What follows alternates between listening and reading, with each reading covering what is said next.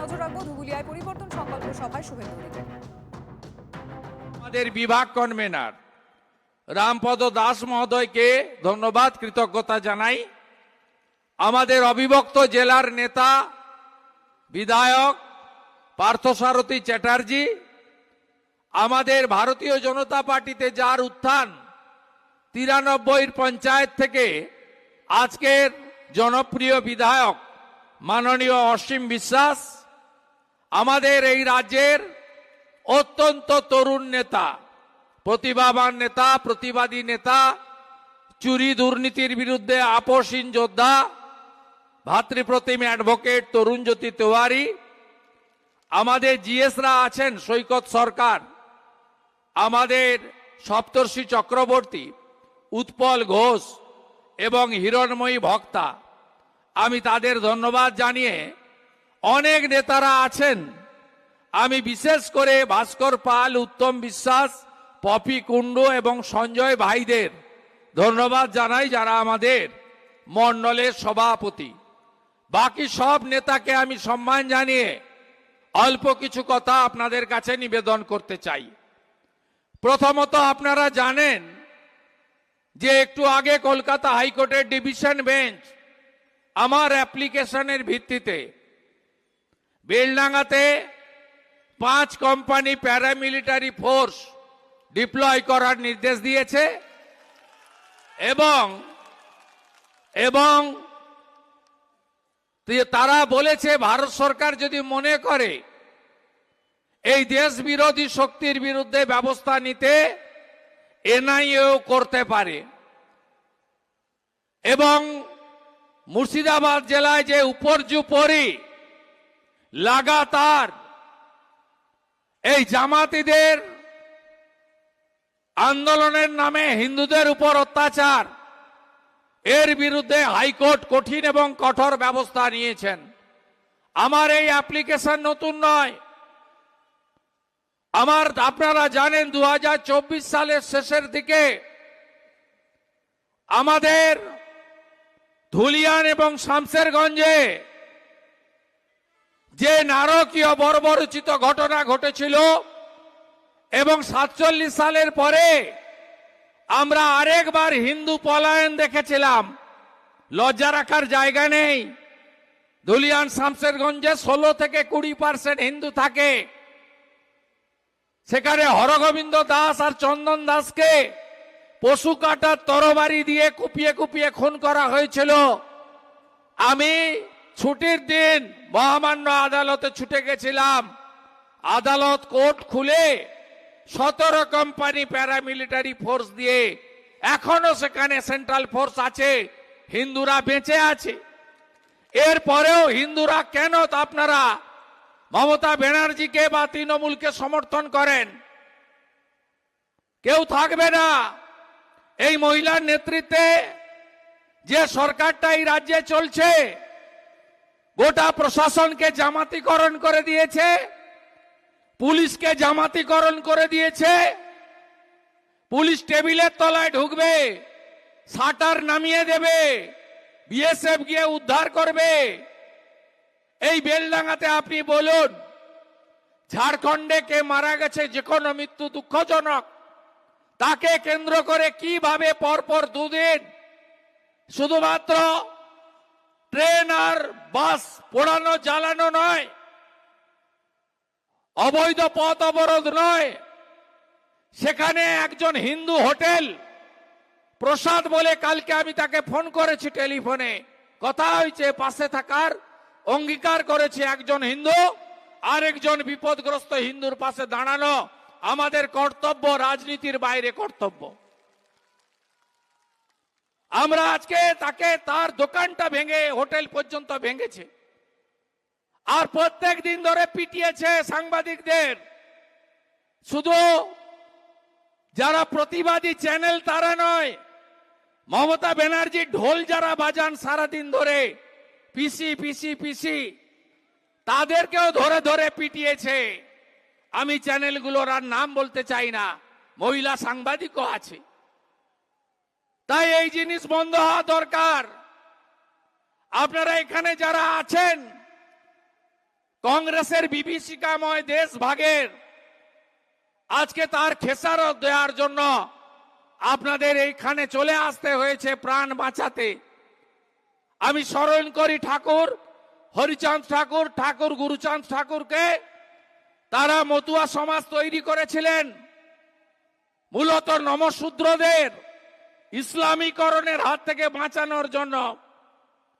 আজকে আপনারা বলুন যে এই সরকার 11তে এসে যেমন টাটাকে তাড়িয়েছে, 16 সালে এসে যেমন চাকরি বিক্রি করেছে, 26-এ যদি এরা কোনোভাবে আসতে পারে তাহলে এরা আপনাদের এই রাজ্যে হিন্দু শূন্য করার কাজ করবে।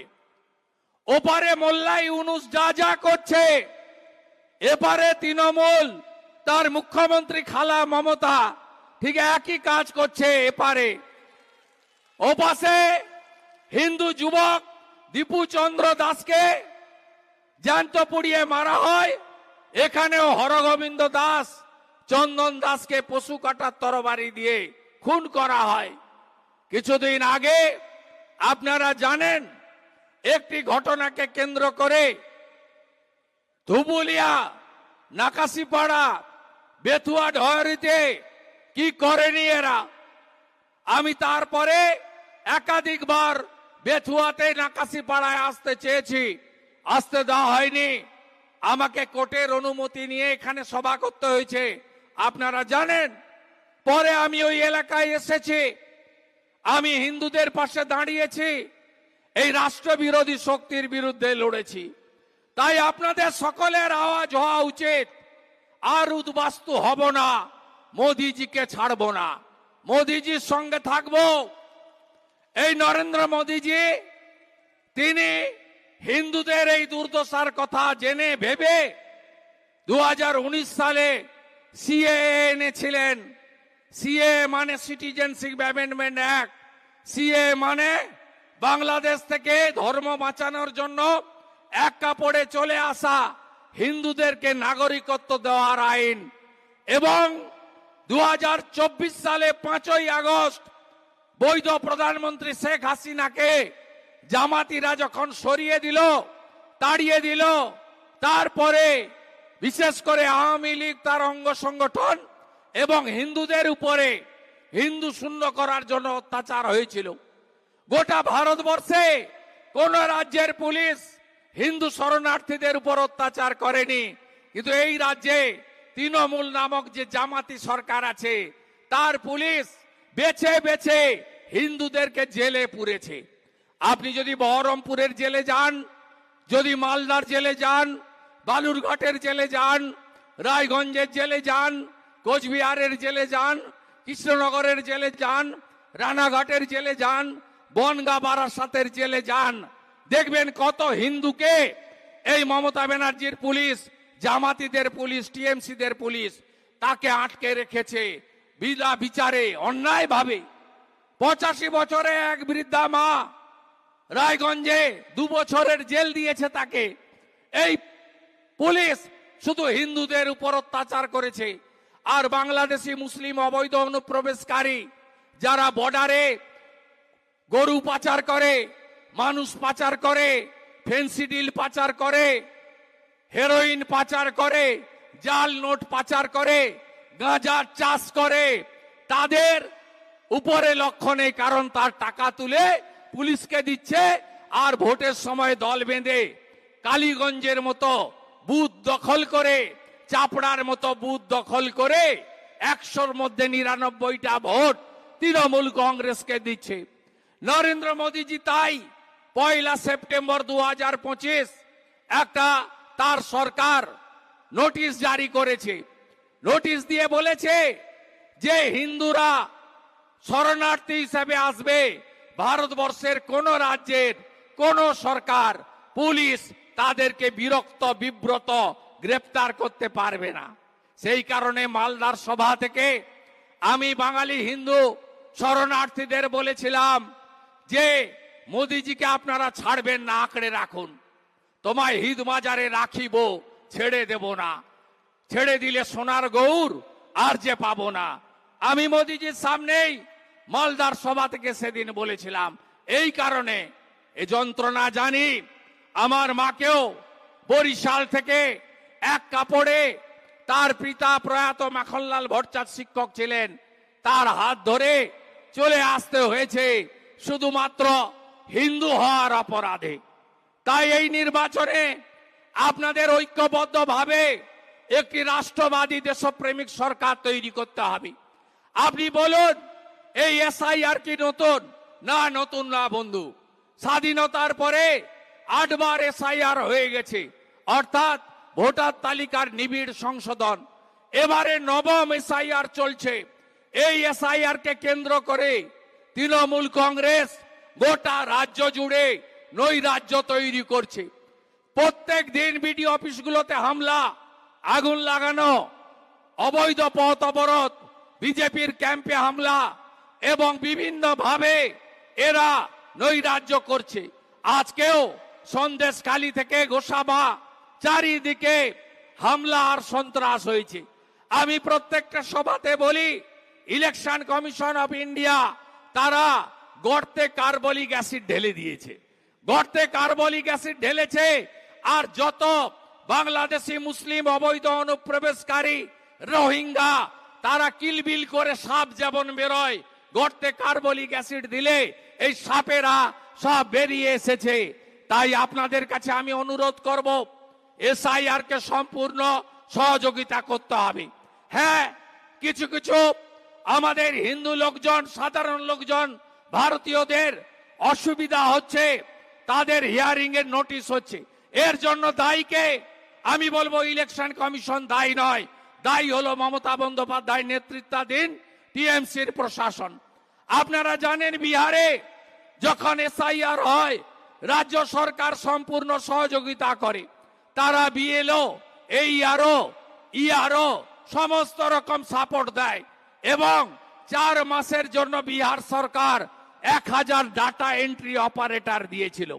আজকে ইলেকশন কমিশন অফ ইন্ডিয়া এবং তার সিও পশ্চিমবঙ্গ সরকারকে একাধিকবার চিঠি লিখে 1000 ডাটা এন্ট্রি অপারেটর 4 মাসের জন্য চেয়েছিল। মাত্র 4 থেকে 5 কোটি টাকা সরকারের খরচ হতো। কিন্তু এই মুখ্যমন্ত্রী, এই সরকার এত দাম্ভিক, এরা বাংলাদেশি অবৈধ অনুপ্রবেশকারী মুসলিম, রোহিঙ্গা এবং মৃত ভুয়া ভোটারকে বাঁচানোর জন্য এরা ডাটা এন্ট্রি অপারেটর দেয়নি। আজকে ডাটা এন্ট্রি অপারেটর না দেওয়ার ফলে কার নাম ডিএএস DASS হয়ে গেছে, কারো ROY রায় RAY রায় হয়ে গেছে, কার আই জায়গায় ওয়াই হয়ে গেছে। এইভাবে সমস্যা কিছু তৈরি হয়েছে। আমি তারপরেও বলবো জনগণকে, ভারতীয়দের, এটা রাষ্ট্রের লড়াই, পশ্চিমবঙ্গকে সুরক্ষিত রাখার লড়াই। কারণ এই পশ্চিমবঙ্গ এমনি এমনি তৈরি হয়নি। এই পশ্চিমবঙ্গ তৈরির ইতিহাস আমার বন্ধুরা, আমার আগামী প্রজন্ম আপনাদের জানতে হবে। আপনারা জানেন, যখন দ্বিজাতি তত্ত্বের ভিত্তিতে ভারত এবং পাকিস্তান বিভক্ত হচ্ছিল, তখন মুসলিমরা আমাদের সঙ্গে থাকতে চায়নি। মোহাম্মদ আলী জিন্নাহর নেতৃত্বে, মোহাম্মদ আলী জিন্নাহ মুসলিম লীগের চেয়ারম্যান ছিলেন, তিনি বলেছিলেন ব্রিটিশদেরকে, তৎকালীন কংগ্রেসের নেতাদেরকে, আমার কলকাতা সহ পূর্ব পাকিস্তান চাই। সেদিন রুখে দাঁড়িয়েছিলেন দুজন, ডক্টর শ্যামাপ্রসাদ মুখার্জি আর স্বামী প্রণবানন্দ, ভারত সেবাশ্রম সংঘের প্রতিষ্ঠাতা। এরা বলেছিল আপনারা ওপারটা নেন পূর্ববঙ্গ, এই এপারটা পশ্চিমবঙ্গ আমরা যাব না, আমরা হিন্দু মেজরিটি, আমরা মুসলিমদের সঙ্গে যাব না। 1947 সালের 20 জুন ব্রিটিশরা বলেছিল বিধানসভায় প্রস্তাব আনুন, যারা বেশি ভোট পাবে তাদেরকে রেখে দেব আমরা। বিধানসভায় প্রস্তাব এনেছিলেন ডক্টর শ্যামাপ্রসাদ মুখার্জি। 58 জন হিন্দু আইনসভার সদস্য ভোট দিয়েছিলেন ভারতের পক্ষে, 21 জন মুসলিম আইনসভার সদস্য ভোট দিয়েছিলেন পাকিস্তান ভুক্তির পক্ষে। সেই দিন ঠিক হয়ে গেছিল আমরা পূর্ববঙ্গ, পূর্ব পাকিস্তানে যাব না, আমরা ভারতে থাকব। বাঙালি হিন্দুদের হোমল্যান্ড হলো এটা। তাই অত সহজে এটা আমরা পাইনি। আজকে যদি আমরা এসআইআর ভোটার তালিকাকে ত্রুটিমুক্ত না করি, আমরা যদি অবৈধ বাংলাদেশি মুসলিম রোহিঙ্গাদের এই ভোটার তালিকা থেকে বের করতে না পারি, তাহলে আগামী দিনে আমাদের যে ভবিষ্যৎ প্রজন্ম তার ধ্বংসলীলা হয়ে যাবে। কেন বলছি, এখানে যারা আছেন অনেকেই হিন্দু হওয়ার কারণে বাংলাদেশ থেকে, পূর্ব পাকিস্তান থেকে ভারতে এসেছেন। আমাদের কৃষ্ণনগরের তৎকালীন রানীমা এবং শ্যামাপ্রসাদ মুখার্জির লড়াইতে এই নদিয়া জেলার একটা বড় অংশে 15ই আগস্ট নয় 17ই আগস্ট স্বাধীনতা দিবস কৃষ্ণগঞ্জ সহ অনেক জায়গায় পালিত হয়। আমি 1 বছর অ্যাটেন্ডও করেছি। আপনাদের এই স্মৃতিটাকে আমি স্মরণ করিয়ে দিতে চাই, জাগ্রত করতে চাই। আপনারা দেখেছেন 47-এ যখন দেশ ভাগ হয়, বাংলাদেশ, আজকের বাংলাদেশ, তৎকালীন পূর্ব পাকিস্তানে হিন্দু ছিল 33%, আজকে 7%। আজকে একজন সন্ন্যাসী বৈষ্ণব চিন্ময় কৃষ্ণ প্রভু, তাকে ফাঁসি দিতে যাচ্ছে এরা। ভাবতে পারছেন আপনি কোন জায়গায় চলে গেছে বাংলাদেশ? আর আমাদের এখানেও কি হচ্ছে? আমরা 1951-তে ছিলাম 85% হিন্দু, 11-তে হয়ে গেছি 72%, আর 31-এর জনগণনায় আমাদের দশা কি হবে? আমাদের দশা মুর্শিদাবাদের হিন্দুদের মতো হবে যদি ঐক্যবদ্ধ না হন, জাগ্রত না হন, এই জামাতি সরকারকে না সরাতে পারেন। হ্যাঁ, ডেভেলপমেন্ট মোদিজি 20টা রাজ্যে করছে, এখানেও হবে। এ তো বিজেপির অঙ্গীকার। বিজেপির অঙ্গীকার হাতে কাজ, পেটে ভাত, মাথায় ছাদ। 1,20,000 বাড়ি হয় না, 3 লাখের বাড়ি বিজেপি দেবে। প্রধানমন্ত্রী সূর্য ঘর, বাড়ি প্রতি 80,000 টাকা, সোলার প্যানেল বিজেপি লাগাবে। বিজেপি শৌচালয় বানাবে আধুনিক। বিজেপি 8,000 কোটি টাকা দিয়েছিল দেশের সরকার নলে জল দেওয়ার জন্য। কে কে পেয়েছেন? আর্সেনিক এলাকা, ধুবুলিয়া এবং পার্শ্ববর্তী নলে